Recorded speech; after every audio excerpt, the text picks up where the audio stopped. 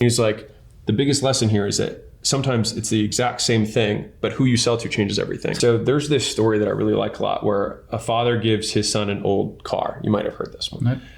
But father gives his son an old car and he says, if you want, you can sell it and then you can take the money and, buy yourself something else. And so he says, why don't you go down to the pawn shop and see what they'll give you. And so kid comes back and he looks a little bit down and he's like, what's up? He's like, oh, they said they'd give me $2,500. He's like, all right, well, go to the dealership, see if you can trade it in there for something else. So he goes there, he comes back, he said, well, hey, they'll give me $5,000. He's like, okay, that's an improvement.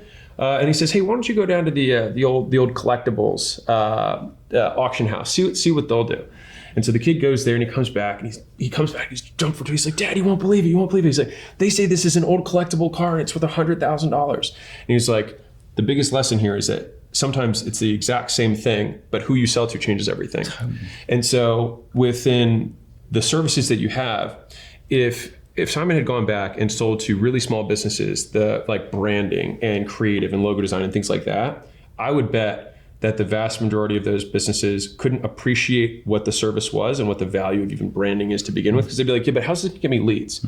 And only a more advanced business can appreciate the upside of how much return on advertising, return on throughput you get by having kind of a brand halo effect. But you have to be of a certain size. And so if you had that skill set and then you were like, hey, Alex, Simon, I started my business, but no one wants to buy it. The first question we'd probably ask is, okay, well, are you good at your thing? And if you check the box, it's like, yeah, I think this guy's good. Well, who are you selling to? It's like, well, I'm just trying to sell to local lawn care services. It's like, well, that's not surprising to me that they wouldn't buy. But in that moment, you might think, oh, I suck at business, but you were just selling to the wrong people. And I think that's why this is so important, is making sure who you sell to is one of the biggest levers that you can have on success.